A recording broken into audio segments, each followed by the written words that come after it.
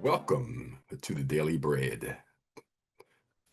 Once again, this is Aaron Smith. I'm excited about always sharing you strategies to allow you to build on your personal financial wealth. Of course, this podcast is all money. It's everything that talks about money. Over the last 60 years in the Black community, we have progressed mightily in our academics. Educationally, we are much stronger today than we were 30 years ago, 60 years ago, even 100 years ago. We are much stronger, much more effective in our academics, our education. We have actually even also improved over the last 60 years in our political environment, our politics. We've gotten much better with understanding politics, how to navigate politics. We've done a wonderful job in doing that. But of course, um, everyone that's tuning in understands that we also have been really effective uh, in sports. We have grown sort of, let's be honest, you could argue that we have actually taken over over sports over the last 60 to 100 years. The one area that we lag in that we have to shore up is actually even one of the most important areas is our lag in wealth building. We have to shore up wealth building. That's why we have this podcast all about money, daily bread. So once again, thanks for sharing in with me. I hope that you would take notes as we go along here. Our conversation this evening is going to be about financial fibs that high earners are sold. There are lies that are told to you as a high income earner that you're sold that just doesn't work. And I'm going to hope to be able to break those things down to you in our short time together this evening. Hope that you once again have something to write with and write on as I share with you this evening. I want you to also, if you will, make sure that any of the content that I share with you that you don't quite understand, I want you to take some time and go back and realign you with this information. And the reason it's so important to do this is because the way to build wealth starts with financial literacy, starts with financial education. So high income earners, if you're earning 150K up to 500,000K or a year or more a year, uh, you're in the right place. So sit back. Let's talk about these fibs, right? Let's talk about these fibs.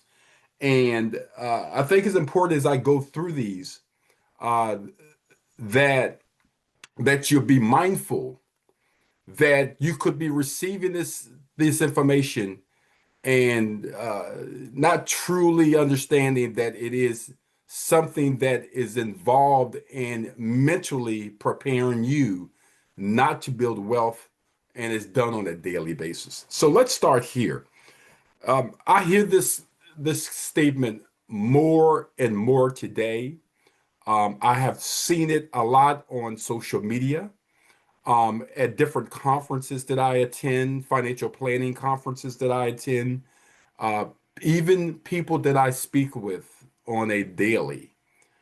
There's always a conversation of being between what's good debt and what's bad debt. Okay, what's good debt and what's bad debt? Well, first of all, in order to have debt, you have to request it. You have to request it. You have to request from your local or national banking institution or credit union that you would like to apply by signature for debt. Now, this debt comes in all different types of forms. It could be credit cards, personal loans, student loans, even automobile loans. And of course, if you own a home, in many cases, we we don't have the cash to buy the home outright. We actually go in and request a mortgage. These are what we call debts, period. These are debts. These are debts that you acquire via your signature, and you're required to pay these debts back. And not only you're required to pay these debts back, you're required to pay these debts back with interest. Now, when we talk about interest, sometimes we can be fooled into the lower amount of interest that I get, a lower interest rate I get, the less uh, the less I pay in interest. Well, maybe yes, but not always necessarily that's the case. That's not always necessarily the case because when we talk about debt, debt is front loaded on your notes, on your mortgage, on your automobile. It's front loaded. I mean, it takes, for example, with a mortgage, 11 to 12 years to have your interest and your principal payment be the same when you're making your mortgage payment. That's why it takes 30 years to pay off your mortgage, right? So what I want to get over when we're talking about good debt and bad debt is when you create debt, there is a amortization schedule that you are to abide by, and the financial institution is giving you as you pay your debt. And that amortization schedule, as you're making your payments, requires a portion of your monthly payment to go to interest, and what we call interest, what I call interest, is fees, goes to fees, and the other portion of your mortgage payment or your debt payment goes to principal. That's to pay down the note that you borrowed. So let's dig into this a little bit deeper as we talk about good debt and bad debt. Generally, when we talk about bad debt, we're talking about debt like a credit card where you're getting a high interest rate and it's taking you forever to pay the debt off. Bad debt. Bad debt may be I financed my automobile. Instead of financing it for 3 years, I financed it for 5 years or 6 years. We define that as bad debt. Um, Bad debt could be um, I have a a mortgage, and unfortunately, that mortgage is at a much higher rate due to my challenge credit score, and we call that not so good debt or bad debt. Then on the other hand, we talk about what is good debt. And generally, a good debt would be I do have a mortgage and I have a really reasonable, a low rate on that mortgage. Well, we'll call that a good debt. And the reason we call it good debt is because it's tied to an asset, right? The asset is your home. Your home goes up in value. So we call that good debt. We may say, well, good debt is when you have a business. You have a business and you're borrowing money to improve on your business. No, that's good debt, right? That's how we defined it. Well, here's the truth. The truth, there's no such thing as good debt. No debt is good. I want you to think about it. I don't care what the debt is for. I don't care how much a low interest rate you get on the debt. The debt is not good. Why? Because what you're doing is you're taking your hard-earned income, your cash flow that's coming into your household, and you're distributing that cash flow out to pay that debt. That means that's less money in your pocket that you can use for investment, for growing your wealth. So, what you're technically doing is that you have borrowed the debt, the money, and you are using your cash flow to make the institutions that lent you the money very wealthy. And you don't get the benefit of that wealth building strategy because your cash flow is coming out of your pocket. Now, some folks will say, Aaron, don't be so harsh. We have to carry debt. We have to have some debt. We don't have the cash to pay for everything. Well, let me say this, and I'll start here. And maybe I won't be so harsh. There right now is what we call W-2 employee and 1099 employee, or W-2 employee means employee who works for an institution or a company, small or large. A 1099 employee, or if you have your own business, you're paying yourself a salary, you're technically what we call an entrepreneur. See, they're only 15% average of the individuals in this country that are entrepreneurs. And we know as an entrepreneur, when you're building your business, you acquire debt, what we call, quote, good debt. We acquire that debt. But for the majority of this country, the majority of you who are tuning in, you're not self-employed. You're not entrepreneur. You go to work every single day for a corporation. So there's no reason why you should be carrying any debt at all. But maybe I can slightly give an opportunity for a person who has their own business to carry debt. So I do know as you're building and you're growing that you have to take on some debt. But here's the deal.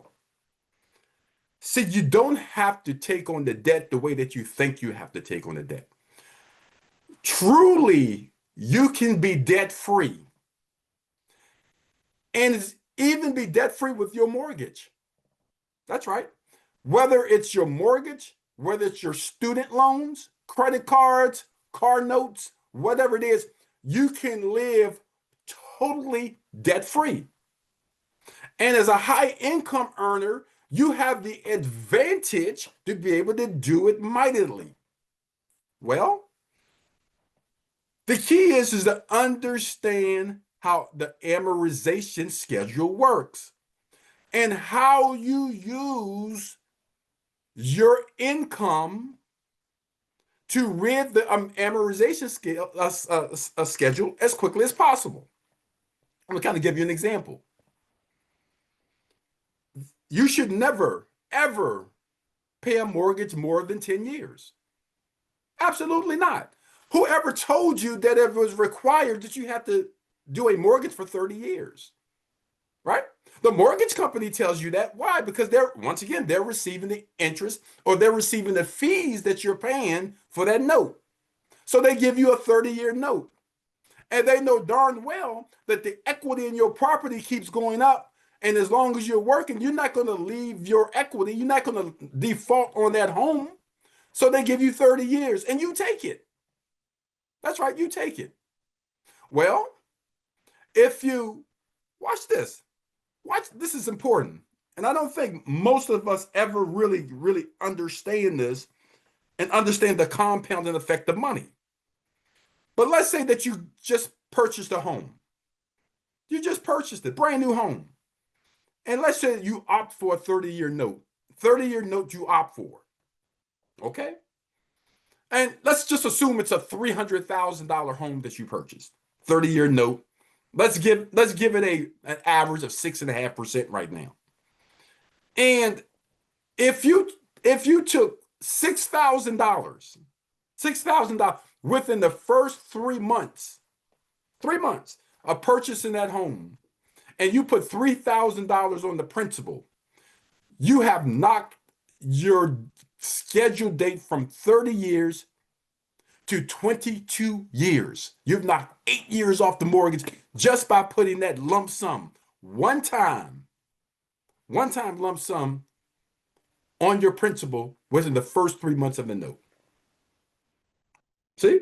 Because it's front loaded.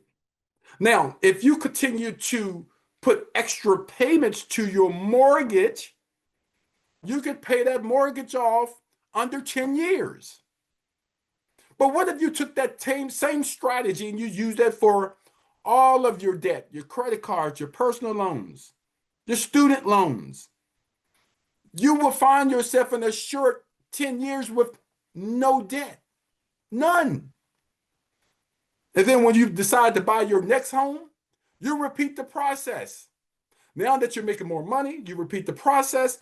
You're now able to pay off the next mortgage within the next 7 to 10 years.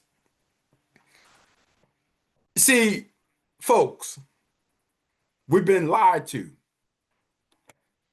We've been lied to. We've been told that there is good debt. There's no good debt. The beauty is that when you don't have no debt, you're really able to take advantage of the wealth building strategies that are meant for you. See, once again, as I said at the beginning of our conversation here, is that over the last 6 years, we have progressed. We've progressed in our education and academics. We've progressed in politics. We've progressed in sport. But we continue to be lagging in wealth building strategies. And it's on purpose. So, as a high income earner, you want to start thinking about what are the strategies that I can employ that's going to allow me to build wealth for myself and my family. What am I missing? What am I not being told? Or what am I being told? Is it factual? Well, when we talk about good debt versus bad debt, there's no such thing as good debt. So, Aaron, what other things are I being fibbed with as a high income earner? Don't do a budget. As a high income earner, because you have high income, it's coming into your household. You feel good about the fact that you're living your best lifestyle, right? Because you're bringing that income in. So you don't create a budget. Oh, I don't need a budget. I'm making more than enough. I got enough discretionary income at the end of the month, so I don't need a budget. Oh, yes, you do. Yes, you do. See, because if you have a budget, it represents discipline of your money. Because what's happening is you have this non-efficient dollar. Non-efficient dollar. That means dollars that are coming into your house that are leaking out. There's leaking out to expenses and subscriptions and things that you're not paying much attention to. You haven't created a budget, but you got the income coming in, so you feel okay. You feel okay. But what if you created a budget and you found inefficient dollars? Inefficient dollars. How do you define inefficient dollars, Aaron? These are dollars that you're using out of your income every single month that you no longer need the services, but you're still paying for the services. It could be subscriptions that you may have that you're not even using anymore. It could be cutting back on items that you don't necessarily use anymore. For example, I may have Netflix. I may be not using it anymore. Why do I need to pay for it? Right? Okay. Or I have a subscription that is not providing me with all the services that I necessarily need. Maybe I can reduce the cost. This is what we call inefficient dollars. Maybe I'm putting money in my retirement account and I'm already overfunding my retirement account for my retirement. Overfunding means I'm putting more in that's necessary because I haven't gotten an analysis. I haven't gotten a financial plan to understand that I'm overfunding for retirement. I'm putting more than what I need. Maybe I can take those dollars that are inefficient and I can use those inefficient dollars for something else. But the only way that I can start to even think about that is that I got to create a budget. So many of us who are income earners have this feeling that things are all right financially. I'm doing well. I'm doing well. I'm making ends meet and plus. But we're not truly building on that wealth because we're ignoring the fact that it's important that we have a budget. So we have this lifestyle inflation, right? We got this extra dollars coming in and we're spending these dollars on bigger cars, more fancier clothing, bigger homes, finer vacations, and it is leaking dollars out of our household, which is challenging us financially as we age. Once again, I appreciate you all tuning in to the Daily Bread, conversations about money, conversations about placing us in a place where we can start to build wealth, not only during our generation, but to be able to pass wealth to the next generation and the skip generation. That means the next generation after the next generation. Being able to position yourself in that way gives you tremendous peace of mind, comfortability, and and the comfort to know that you are financially free. Let's talk about some other fibs that are told to you as a high income earner. You don't need to do any tax planning. You don't need to do any tax planning.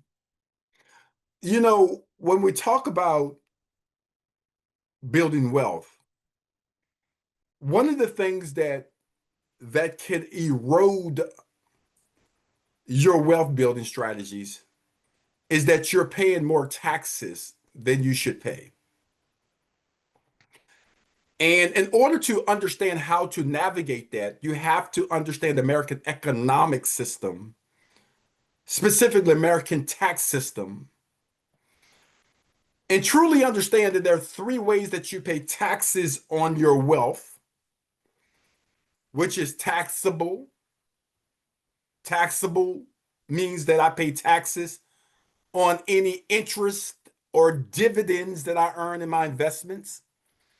I may have a checking account, money market account at my local bank, and interest accrues on that on a yearly basis. I have to pay taxes on that. That's a taxable investment. I may have a brokerage account or mutual fund account, exchange traded fund account.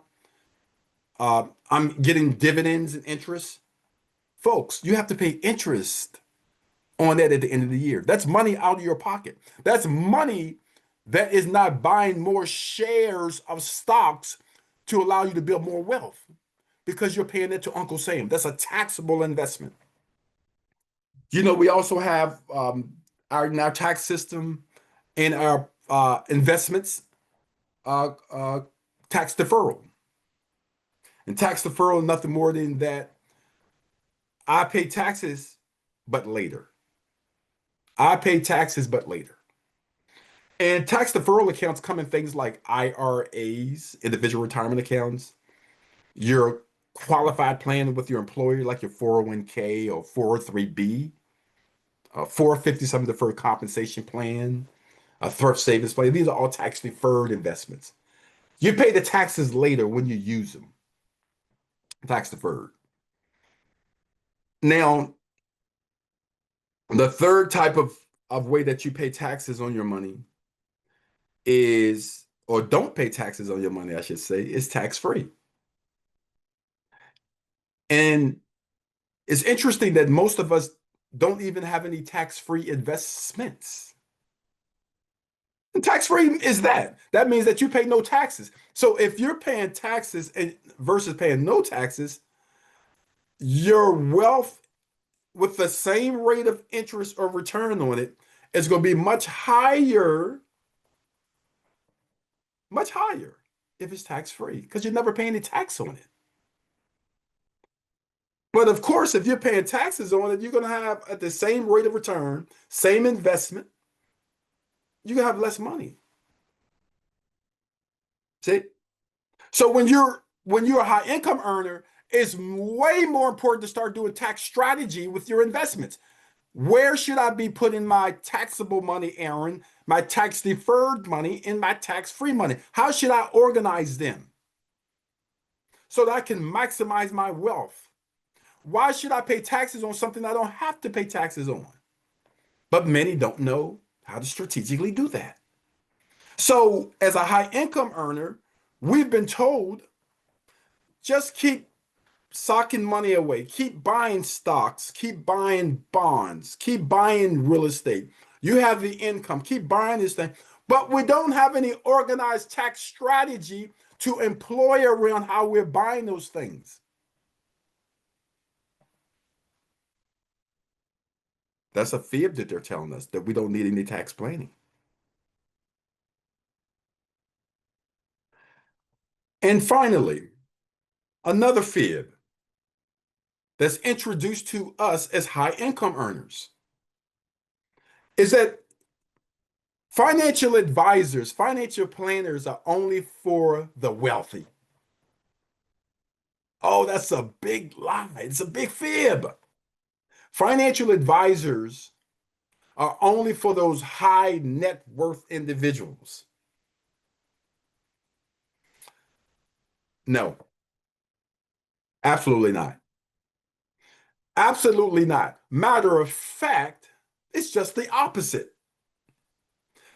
Financial advisor will be way more important in your household than in the very wealthy. The very wealthy already know these strategies that I'm sharing with you this evening. They have not been sold fibs about wealth building strategies. So when they choose to work with a financial planner or an advisor, they are already seeking these tax strategies.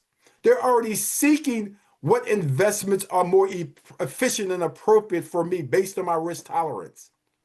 They're already understanding how the dollars that are coming to their house that they create a budget around that. They're just not nilly-willy spending, even though they're worth 5, 10, 20, $50 million. But you, as a high income earner, this not yet wealthy. No, I didn't say not have high income or rich. There's a difference between rich with income and being wealthy.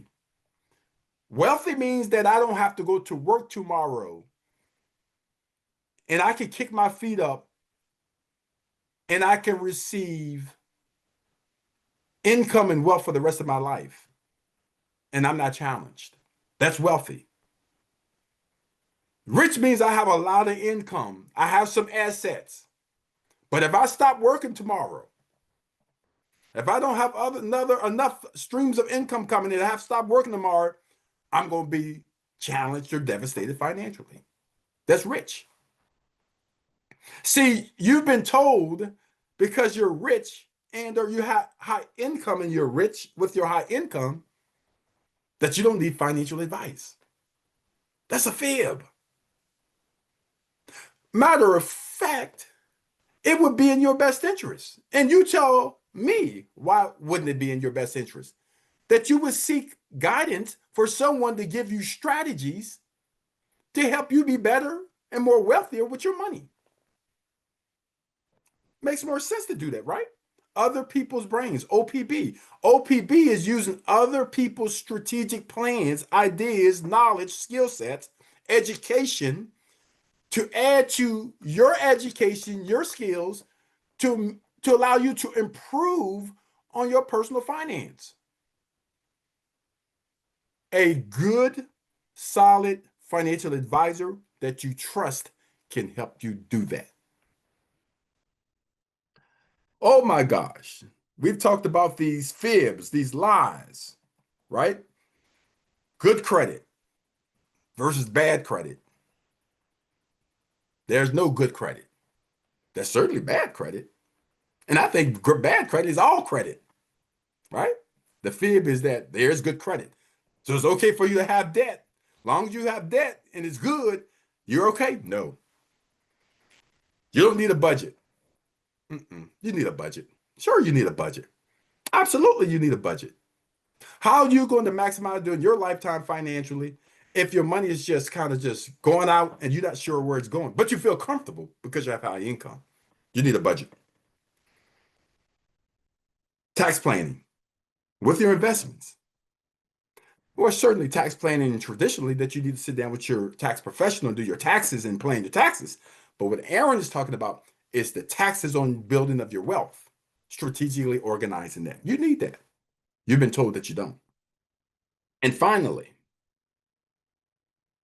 whether it's your friends, whether it's your colleagues, whether it's your family members, whether it's the media telling you that you don't benefit from the advice of a financial planner or advisor, it's absolutely not true.